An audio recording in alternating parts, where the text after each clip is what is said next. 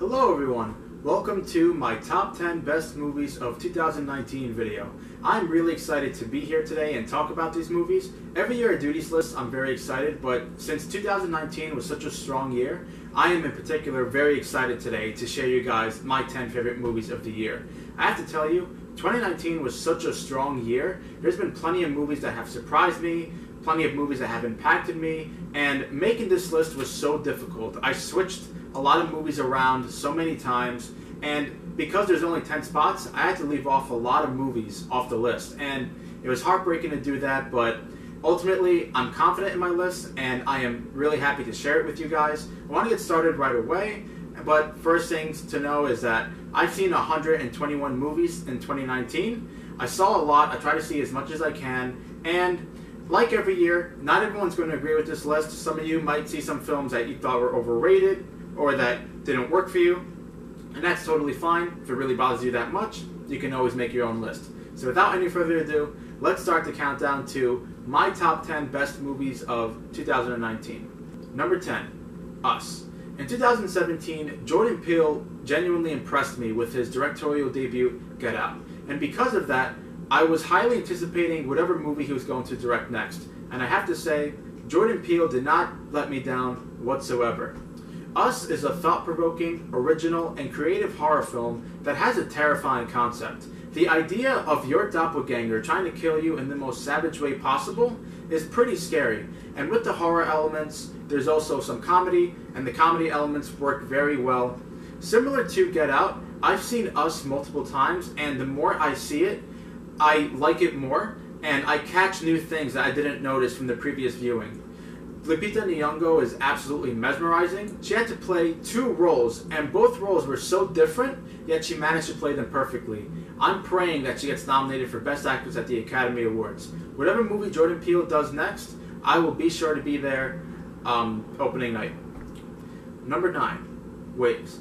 Waves is truly unlike any film I saw in 2019. Waves is simultaneously an emotionally powerful and pulse-pounding film that kept me captivated from start to finish. Waves tells its story in a very ambitious way, with its flashy cinematography, killer soundtrack, and a structure that feels like two different movies into one. The first half is very unpredictable and intense, while the second half is a lot more calm and lighter in tone. Despite how different the first and second half are from each other, it worked for me perfectly because throughout the film, the director is consistently portraying a broken family, and he shows you what happens when there's so much emotional repression and that decisions can be made that changes everyone's lives. The director shows this in a very devastating and beautiful way. Not everyone who saw Waves was on board, but even if you don't like it, I think you can at least admire its ambition and how unique it is. Number 8, Joker. Joker is hands down the best DC film since Christopher Nolan's The Dark Knight trilogy. What I admired so much about Joker was the approach that it decided to take. Rather than being a fast-paced, action-packed movie, it instead becomes a brilliant character study of a mentally ill and damaged man who eventually becomes the Joker. It honestly feels like an art house film, and I really appreciated that.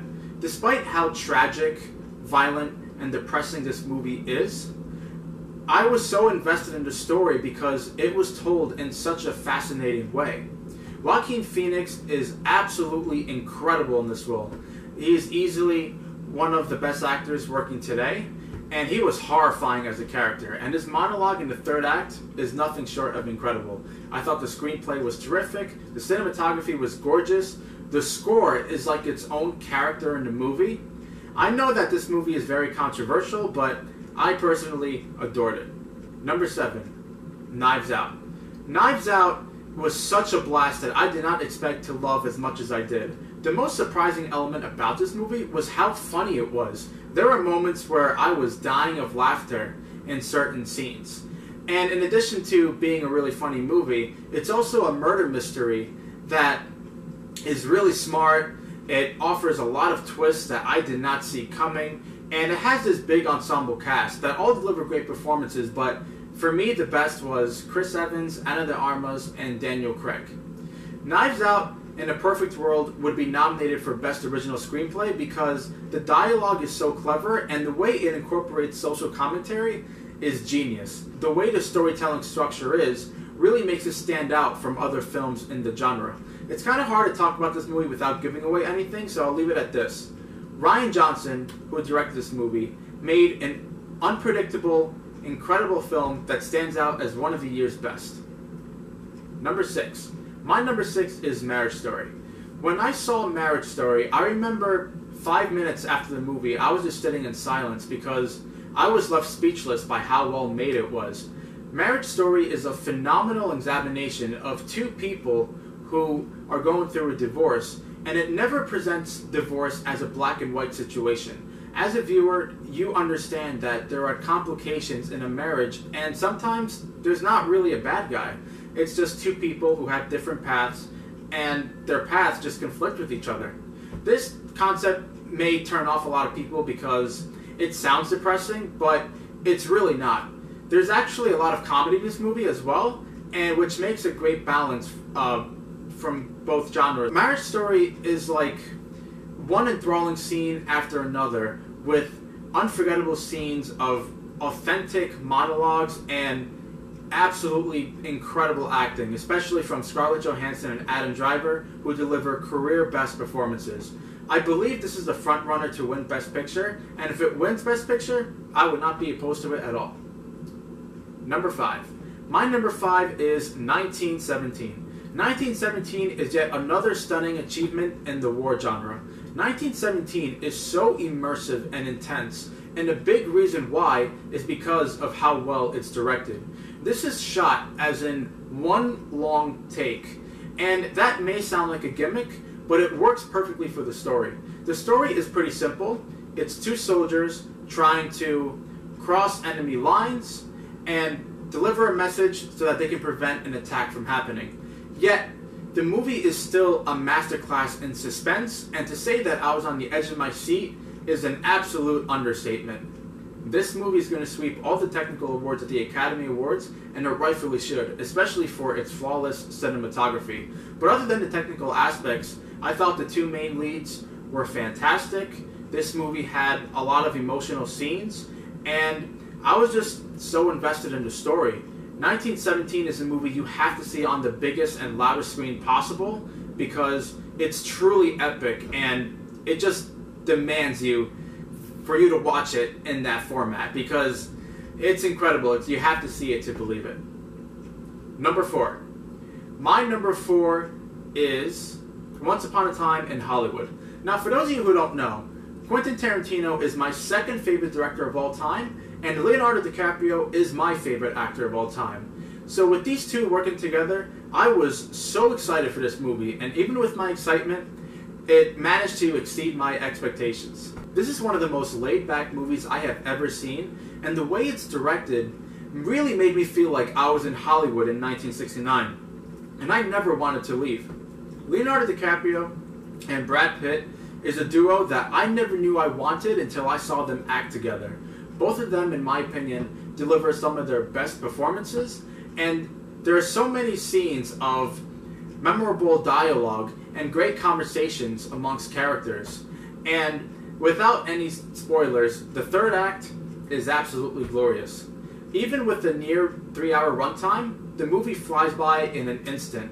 And the more I watch it, the more I also admire it, because I've seen it multiple times already, and I feel like the movie just gets faster and I'm more invested in the story the more times I see it.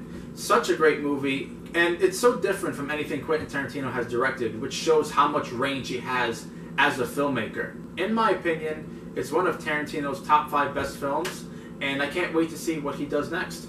Number 3, The Irishman. God bless Martin Scorsese. That man is a legend and has had a consistent filmography for decades. The Irishman is a mob drama that is a somber look on how the mob life can really affect someone's life and the relationships that they have with their loved ones. I was surprised at how emotional and layered this story really was. And because of the way it looks at the mob lifestyle and how each character is affected and haunted by the decisions, it differentiates itself from movies like Goodfellas and Casino.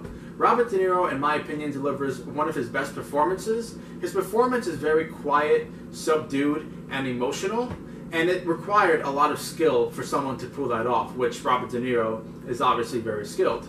Joe Pesci, Al Pacino deliver wonderful performances. Joe Pesci in particular does a performance very different from what he's done, and he knocked it out of the park. And same with Al Pacino. And the acting just makes the story that much more investing. This movie is 3.5 hours long, yet not a single minute is wasted because the writing and the pacing is just out of this world. The Irishman is a film that I've seen twice, and it really solidified itself for me as one of the year's best, and honestly, top 10 Martin Scorsese movies. I'm not sure where it's ranked just yet, but I really loved it. I know it's going to be a front runner at the Oscars, and I can't wait to see how many awards it's nominated for and to see how much it wins, because The Irishman is so incredible, and the day Martin Scorsese stops doing movies, it's going to be a very sad day. I can guarantee it. Number 2, Uncut Gems. There's been quite a few anxiety-inducing movies to come out in 2019, but none of them has been as anxiety-inducing as Uncut Gems. Uncut Gems is essentially a 2-hour anxiety attack, and I couldn't get enough of it. The way it's directed, the way it's written, and the way it's edited makes it stand out as something so different, and I just love the hell out of this movie. I saw this movie last week, and I can't get it out of my mind. Adam Sandler delivers the best performance of his career. If he does not get nominated for Best Actor, I will lose all the faith I have left in the Academy. Adam Sandler plays a very despicable character, yet you empathize with him because the way he adds to his role, he adds this charm and this likability despite all the really bad decisions he makes. And the more shitty decisions he makes, the more riveting the movie becomes. And there's a lot of actors in this movie who've never acted in a movie before, and I was surprised at how great they were. The score is not only awesome to listen to, but it's a driving force in the plot. Uncut Gems is an experience I will never forget watching in the theater. I think this is a movie you have to see with a packed audience because this movie just twists your nerves as much as possible, and it's glorious. I love this movie. Uncut Gems, I can't wait to see it again. It's my number 2 favorite movie of the year. Number 1, my favorite movie of 2019 is Parasite. Parasite is a cinematic achievement in every sense of the word. This movie is perfect. Perfect from its screenplay, the directing, performances, the pacing, cinematography, score, literally everything. Parasite is a type of movie that you go in expecting one thing, and it ends up being something completely different. Parasite is a type of movie that you have to go in knowing as little as possible because it'll make the experience that much more better for you. It's hard to classify what genre this movie is because it's so many things into one. At times it's hilarious, at times it's emotional, at times it's suspenseful, and at times it's terrifying. And despite that, it never feels like it's jumbled. It feels so consistent and it flows naturally. It's brilliant.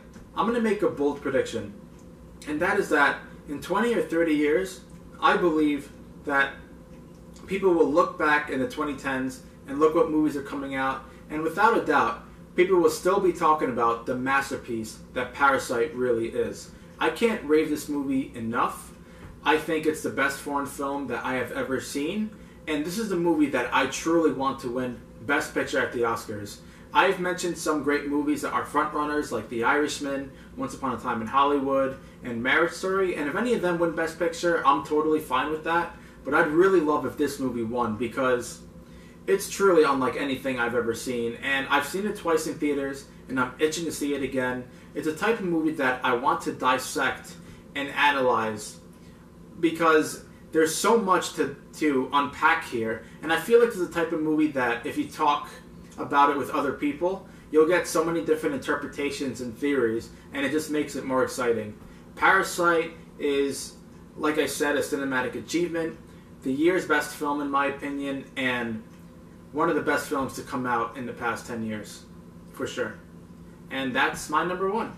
Alright guys, that's my top 10 best movies of 2019. Thank you guys for watching the video. I want to let you guys know that I am coming out with another video very soon. My top 10 most anticipated films of 2020. I think that should be exciting since it's the new year and we get to talk about the upcoming movies that I'm excited for in the first year of the new decade. That should be exciting.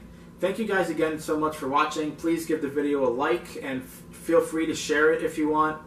I appreciate you guys, and thanks again for watching. I'll see you guys soon. Hope you have a good new year. Hope you enjoyed your holidays, and I'll see you soon. Alright, thanks guys.